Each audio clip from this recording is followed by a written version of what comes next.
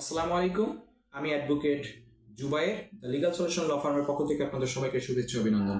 আজ আমি একটি গুরুত্বপূর্ণ বিষয় নিয়ে আলোচনা করতে আসছি। আজ আমার যে আলোচনার টপিক সেটা হচ্ছে মর্টগেজ বা বন্ধক। মর্টগেজ বা বন্ধক কোথায় আলোচনা করা হয়েছে? দ্য ট্রান্সফার প্রপার্টি অ্যাক্ট 1882 এর সেকশন 58 এ মর্টগেজ সম্পর্কে আলোচনা করা হয়েছে।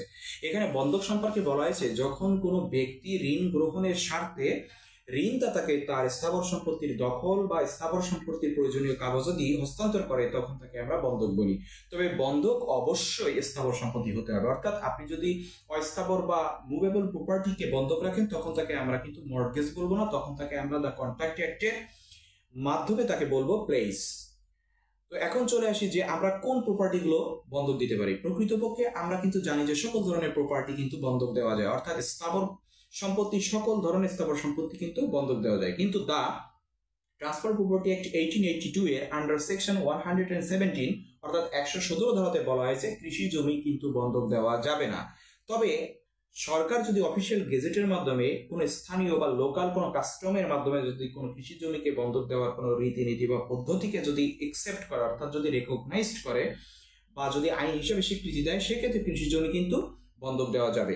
তবে সেক্ষেত্রে কিছু লিমিটেশন আছে, অর্থাৎ কিছু সীমাবদ্ধতা আছে। সেই সীমাবদ্ধতা সম্পর্কে আলোচনা কোথায় করা হয়েছে সেই বিষয়ে আমরা যদি দেখি, the state acquisition and tenancy act 1950 under section 95 এবং 95 এ, অর্থাৎ যদি আপনি যান 95 ধারা এবং 95A ধারাতে, সেখানে কিন্তু স্যাট অ্যাক্টে বলা আছে যে কোনো কৃষি জমি যদি কোনো ব্যক্তি যদি হস্তান্তর করে বন্ধক মর্মে, সেক্ষেত্রে বন্ধকদাতা শুধুমাত্র খাইখলাসি বন্ধক অর্থাৎ ইস্যু ফ্র্যাকচারি মর্টগেজ দিতে পারবে। অর্থাৎ ইস্যু ফ্র্যাকচারি মর্টগেজ হলো খাইখলাসি বন্ধক দিতে পারবে। তবে খাইখলাসি বন্ধকের ক্ষেত্রে মেয়াদ কতদিন? সেক্ষেত্রে সে 7 বছরের জন্য কৃষি জমি বন্ধক দিতে পারবে। এখন আসেন যে খাইখলাসি বন্ধক বা ইস্যু ফ্র্যাকচারি মর্টগেজটা কি? ইস্যু ফ্র্যাকচারি মর্টগেজ বা খাইখলাসি বন্ধক হচ্ছে কোনো ব্যক্তি যখন তার স্থাবর সম্পত্তি কোনো বন্ধক গ্রহীতাকে দখল হস্তান্তর করে, তখন ওই স্থাবর সম্পত্তি থেকে বন্ধক গ্রহীতা কি করবেন? তিনি আয় বা ইনকামটাকে গ্রহণ করবেন। ওই ইনকামকে কি করবেন? তিনি তার যে বন্ধকি ঋণ, সেই বন্ধকি ঋণ অর্থাৎ তিনি যে টাকা ঋণ হিসাবে বন্ধকদাতাকে দিয়েছেন, তার ওই স্থাবর জমি থেকে যে আয় হবে সেই আয়কে তিনি সমন্বয় করবেন। অর্থাৎ তিনি যে টাকা ঋণ দিয়েছেন আর যে টাকা তার ওই স্থাবর সম্পত্তি থেকে আয় হচ্ছে সেই টাকাকে তিনি সমন্বয় করে নেবেন, অর্থাৎ মাইনাস করে নেবেন। কিভাবে নেবেন? ধরেন আপনি আপনার স্থাবর সম্পত্তি রহিমের কাছে আপনি বন্ধক রেখেছেন 7 লক্ষ টাকায়, তাহলে 7 বছরের ক্ষেত্রে আপনি যদি চাষ করেন এবং ওই চাষের দেখা যাচ্ছে যে 3 বছরের মধ্যে আপনার কিন্তু 4 লক্ষ টাকা কিন্তু ওই জমি থেকে লাভ হয়েছে, অর্থাৎ আপনি 7 লক্ষ টাকার মধ্যে 4 লক্ষ টাকা পেয়ে গেছেন। তাহলে বাকি যে টাকাটা আছে, বাকি টাকাটা যদি আপনার বন্ধকদাতা আপনাকে পরিশোধ করে দেয়, সেক্ষেত্রে কিন্তু কি হবে?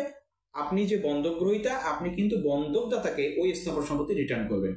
এখন প্রশ্ন হলো, 7 বছরের মধ্যে যদি আপনার প্রপার্টিটা যদি সে রিটার্ন না করে, অর্থাৎ বন্ধকদাতাকে মর্টগেজারকে যদি সেই টাকাটা যদি বা সেই যে সম্পত্তিটা যদি সে রিটার্ন না করে, অর্থাৎ ফেরত যদি না দেয় বা দখল যদি হস্তান্তর না করে বা যদি দলিলাতি যদি ফেরত না দেয়, সেক্ষেত্রে করণীয় কি?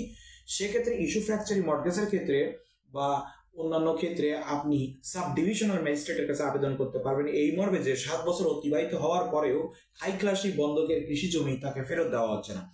এটা করলে তখন তিনি কি করবেন? মর্টগেজিকে অর্থাৎ বন্ধক গ্রহীতাকে সাব ডিভিশনাল ম্যাজিস্ট্রেট, বর্তমানে যে ইউনো আছেন অর্থাৎ উপজেলা নির্বাহী অফিসার বা নির্বাহী ম্যাজিস্ট্রেট, তিনি তাকে ডাক দিবেন, দিয়ে বলবেন কেন আপনি ফেরত দিচ্ছেন না। যদি তিনি ফেরত দিতে অস্বীকার করেন, তাহলে সেক্ষেত্রে নির্বাহী ম্যাজিস্ট্রেট তিনি ওই সম্পত্তি উদ্ধার করে বন্ধকদাতাকে দখল বুঝে দিবেন।